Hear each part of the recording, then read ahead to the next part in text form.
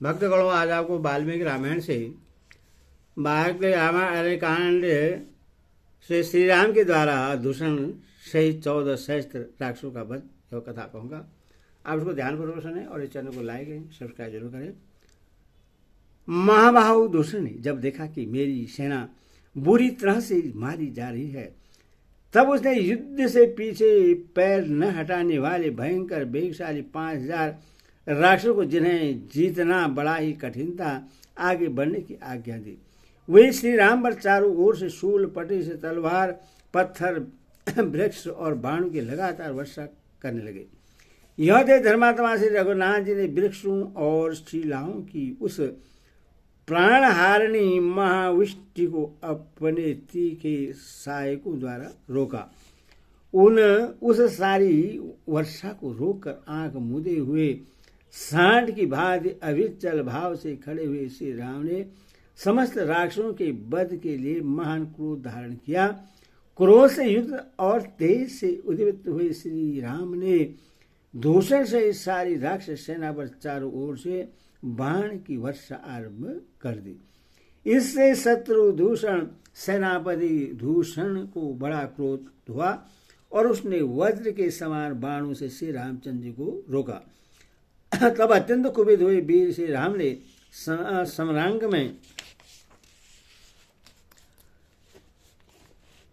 सूर्य नामक बाण से दूषण के विशाल धनुष को काट डाला और 4 तीखे सहायकों से उसके चारों घोड़ों को मौत के घाट उतारकर एक अर्धचंद्राकार बाण से सारथी का भी सिर उड़ा दिया तथा 3 बाणों से उस राक्षस की भी छाती में चोट पहुंचाई।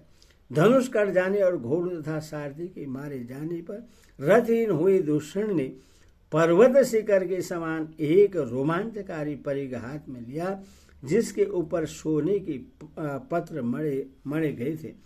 वह परिग देवताओं की सेना को भी कुचल डालने वाला था। उस पर चारों ओर से लोहे की तीखी किलें लगी हुई थी। वह शत्रु की चर्बी से लिपटा हुआ था।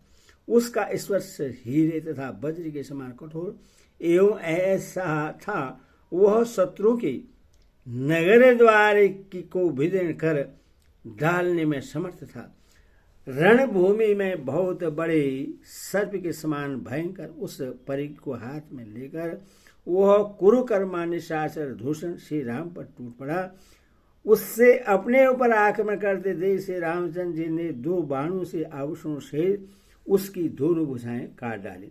युद्ध के मुहाने पर जिसकी दोनों भुजाएं कट गई थी, उस दूषण के हाथ से खिसक कर वह विशालकाय परिग इंद्र ध्वज के समान सामने गिर पड़ा।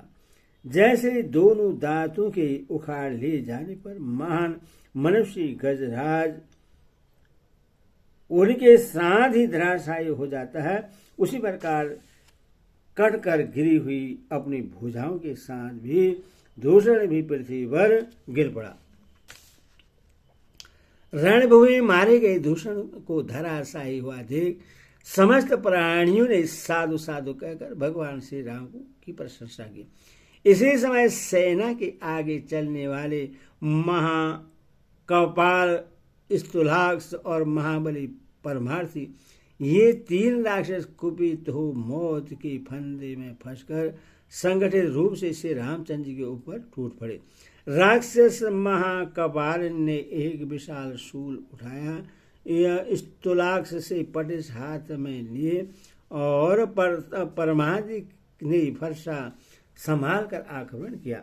उन तीनों को अपनी ओर आते देख भगवान श्री राम ने तीखे अग्रभाग वाले पहने सहायकों द्वारा द्वार पर आए हुए अतिथियों के समान उनका स्वागत किया। श्री रघुनंदन ने महाकपाल का सिर एवं कपाल उड़ा दिया। परमार्थी को असंख्य बाणा समूह से मथ डाला और स्थूलाक्ष की स्थूल आंखों को सहायकों ने भर दिया। तीनों अग्रगामी सैनिकों का वह समूह अनेक शाखा वाले विशाल वृक्ष की भांति पृथ्वी पर गिर पड़ा। तदंतर से रामचंद्र ने कुपित हो दूषण के अनुयायी 5000 राक्षसों को उतने ही बाणों का निशाना बनाकर क्षण भर में यमलोक पहुंचा दिया। दूषण और उसके अनुयायी मारे गए। यह सुनकर खर को बड़ा क्रोध हुआ। उसने अपने महाबली सेनापति को आज्ञा दी, वीरों, यह दूषण अपने सेवकों से युद्ध में मार डाला गया, अथवा अब तुम सभी राक्षस बहुत बड़ी सेना के साथ धावा करके इस दुष्ट मनुष्य राम के साथ युद्ध करो और नाना प्रकार के शस्त्रों द्वारा इसका वध कर डालो। ऐसा कहकर कुपित हुए खर ने श्री राम पर ही धावा किया।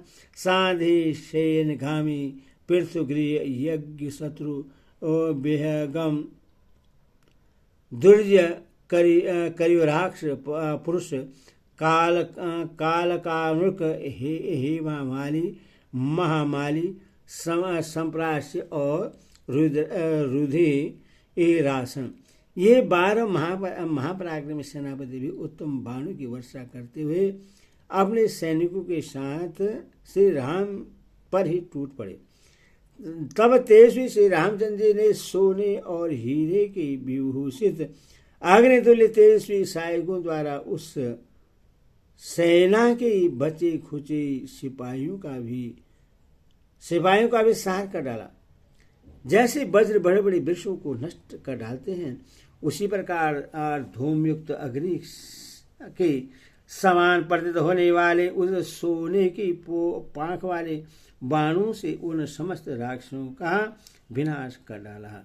उस युद्ध के मुहाने पर श्री राम ने कणे नामक 100 बाणों से 100 राक्षसों का और सहस्त्र बाणों से सहस्त्र निशाचरों का एक साथ ही सार कर डाला।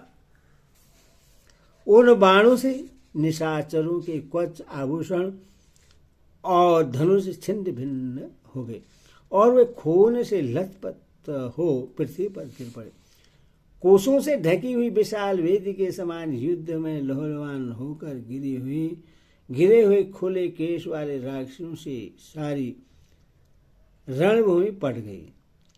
राक्षसों के मारे जाने से उस समय वहां रक्त और मांस की कीचड़ जम गई, अतः वह महाभयंकर वन नरक के समान प्रतीत होने लगा।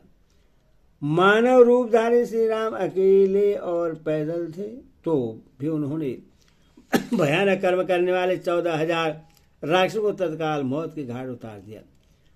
उस समुचित सेना में केवल महारथी खर और त्रिशरा ये 2 ही राक्षस बचे रहे। उधर शत्रु सहारे भगवान श्री राम ज्यों के त्यों युद्ध के लिए डटे रहे। उपयुक्त 2 राक्षसों को छोड़कर शेष सभी निशाचर, जो महान पराक्रमी भयंकर और दुर्धर्ष युद्ध के मुहाने पर लक्ष्मण के बड़े भाई श्री राम के हाथों मारे गए। तदनंतर महासमर में महाबली श्री राम के द्वारा अपनी भयंकर सेना को मारे गए देख खर एक विशाल रथ के द्वारा श्री राम का सामना करने के लिए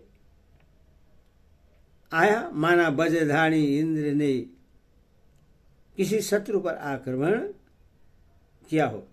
इस प्रकार 12वें में अष्टाधारी आदि काव्य अरण्य कांड का 26वां संग्रह। बोले सियावर रामचंद्र की जय।